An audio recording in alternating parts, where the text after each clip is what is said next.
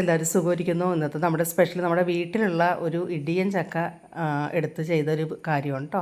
ഒരു തോരനാണ്. അത് നന്നായി തൊലിയൊക്കെ ചെത്തി ഉപ്പ് മഞ്ഞൾപ്പൊടി ഇത്തിരി മുളക് പൊടി ഇട്ട് 2 വിസിലിൽ വേവിച്ചെടുക്കുക. അത് വെന്ത് കഴിഞ്ഞിട്ട് നമുക്ക് അതൊന്ന് ഉടച്ചെടുക്കണം കേട്ടോ, വെന്ത് കഴിഞ്ഞിട്ട് കേട്ടോ.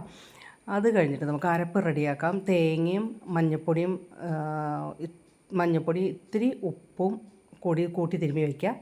പിന്നെ ആവശ്യത്തിന് ഉള്ളി, വെളുത്തുള്ളി, ഇഞ്ചി, കാന്താരിമുളകോ അല്ലെങ്കിൽ പച്ചമുളകോ അത്രയും മതിയാകും. അത് ചതച്ചെടുത്തത് മാറ്റി വെച്ചിട്ട് വെളിച്ചെണ്ണയ്ക്കകത്ത് കടുകും നല്ല ജീരകവും പൊട്ടിക്കഴിയുമ്പോൾ ഇതിട്ട് നന്നായി വഴന്ന് കഴിയുമ്പോൾ ആ തേങ്ങയും കൂടി ഇട്ടൊന്ന് ചൂടാക്കി ഈ ഉടച്ച ഇടിയൻ ചക്ക ഇട്ട് വെള്ളം ഉണ്ടെങ്കിൽ അത് അതിൻ്റെ വംശമൊക്കെ കളഞ്ഞെടുത്തിട്ട് ഇത്തിരി നല്ല വെളിച്ചെണ്ണ ഒഴിച്ചാൽ മതി കേട്ടോ. സൂപ്പർ ടേസ്റ്റാണ് കേട്ടോ.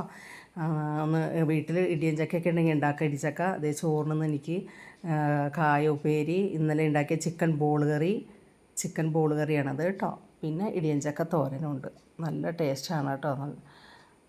ഇന്നലെ ഉണ്ടാക്കിയ ചിക്കൻ ബോൾ കറിയാണ്. ഇന്നത്തേക്കും നല്ല ടേസ്റ്റായിരുന്നു കേട്ടോ. അപ്പോൾ ഇഷ്ടപ്പെട്ടെങ്കിൽ സബ്സ്ക്രൈബ് ചെയ്യണം, ലൈക്ക് ചെയ്യണം. അത് ഉണ്ടാക്കിയൊന്ന് നോക്കണം കേട്ടോ. നല്ലതല്ലേ.